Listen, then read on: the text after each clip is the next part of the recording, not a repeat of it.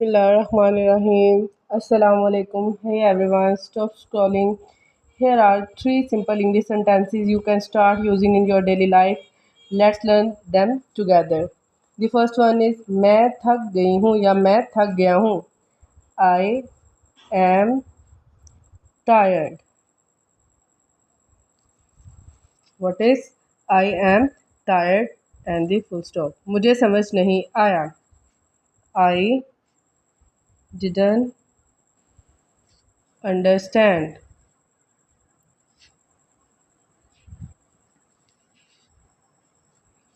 I didn't understand. ज़रा इंतज़ार करें. Please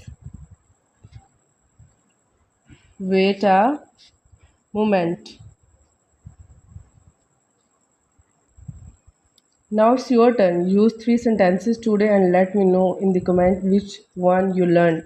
Follow for more videos. See you in the next shot. Allah Hafiz fi Aman Allah.